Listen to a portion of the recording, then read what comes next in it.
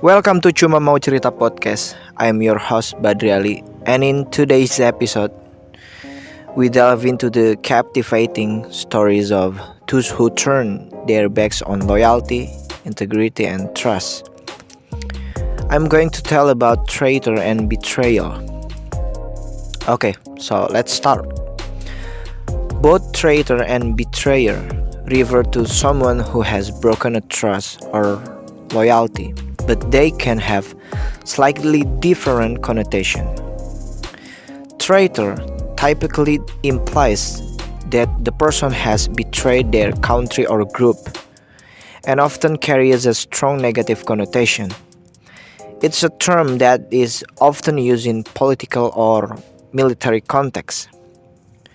And betrayer is a more general term and can refer to anyone who has broken a trust or loyalty regardless of context.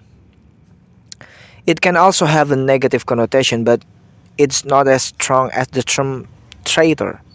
So, in summary, a traitor is someone who has betrayed their country or group, whereas a betrayer is someone who has broken a trust or loyalty in a more general sense. Okay, and now I want to talking about Anies Baswedan and Cak Imin. The declaration of Anies Baswedan with Muhaimin Iskandar or Cak Imin as a pair of presidential and vice presidential candidates for the 2024 presidential elections has become a topic of conversation. Apart from the duet between Anies and Cak Imin being the first pair of presidential and vice presidential candidates, it's turned out that there are also parties who feel betrayed. The former governor of DKI Jakarta and the chairman of the National Awakening Party (PKB) made a declaration at the Majapahit Hotel, Surabaya on September 2nd, 2023. Then there was an assumption that there was an element of betrayal in the declaration last weekend. And then the narrative was sounded from the Democratic Party. They felt betrayed because Anies preferred Cak Imin as his partner to run in the 2024 Pilpres. The Democrats admit that there was an agreement that Agus Harimurti Yudhoyono (AHY) would be chosen to become Anies' vice presidential candidate next year. Nasdem, Demokrat, and PKS initially formed a political coalition of change for unity ahead of the 2024 presidential election.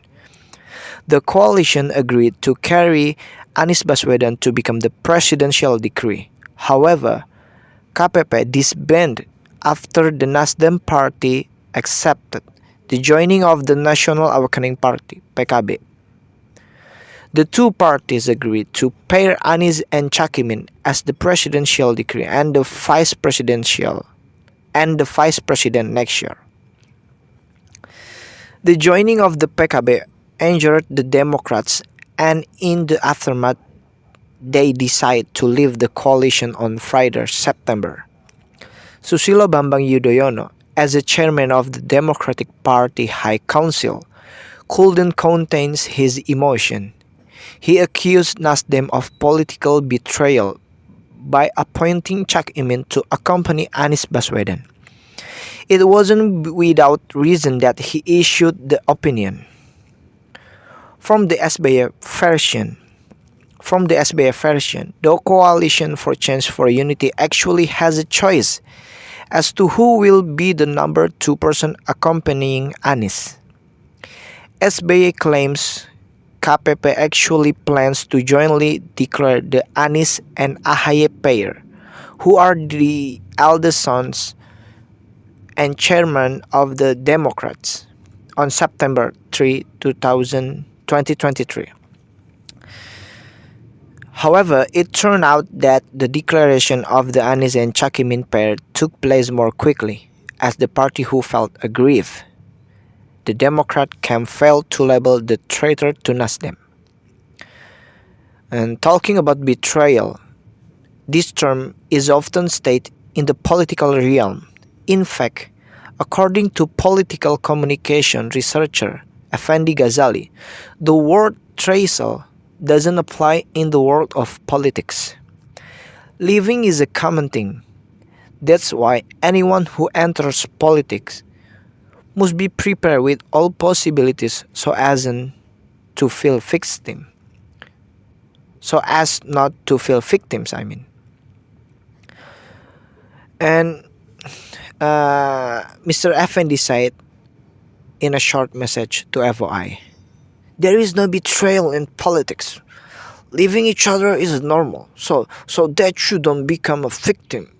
You have to be prepared for all possibilities, Effendi said.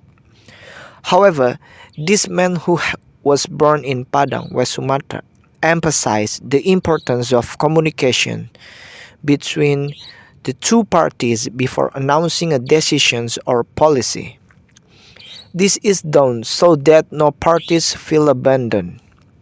Communication can be in the form of verbal or written. With positive communication, it will give an elegant impression when there is a separation in the coalition, for example.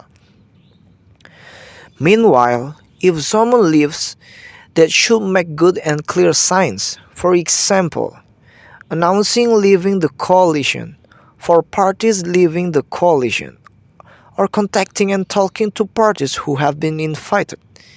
It's also written to become vice presidential candidates, Effendi said. The better way to leave the coalition or have to leave the vice president who has been given a letter, the more elegant the party will be. This matter of reputation will be recorded in history, but once again, in political communication, the word traitor is not widely used, he said. SBY's statement that Nasdem had committed treason prompted the general treasurer of the Nasdem party, Ahmad Saroni, to report the former president of the Republic of Indonesia. However, he cancelled the intention after the general chairperson of Nasdem, Surya Paloh, and Anies Baswedan asked him to cancel reporting SBY.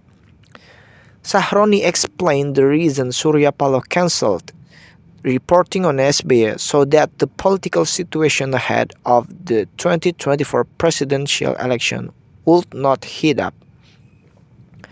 Mr. Surya ordered me to not report, and coincidentally, Mr. Anies also asked me to also ask for the same thing. Mr. Anies wants us to focus on this future for the 2024 presidential candidate winning strategy, said Sahroni. People say politics is a tireless terrain. On its way, loyalty and betrayal in politics sometimes go hand in hand. To be sure, politics has always been an interesting battle with all its complexity. However, it is important to remember that betrayal is behavior that violates trust, obligation, or loyalty to individuals or trusted group. In politics, most decisions and actions are based on legitimate differences in opinions and perspective. Action deemed as betrayal can be subjective and dependent on the context and perspective taken. In politics, there may be situations where someone is criticized or considered a traitor for choosing a different path or supporting controversial policies. However, it's important to carefully examine the motivations, actions, and consequences underlying such accusations of betrayal. In many cases, differences in opinions and shifts in political direction are not necessarily betrayal but rather part of the complex dynamics of politics. In conclusions, betrayal can occur in politics just as in other contexts. However, it's crucial to consider different contexts and perspective when assessing whether an action or decision can truly categorize as betrayal. Thank you.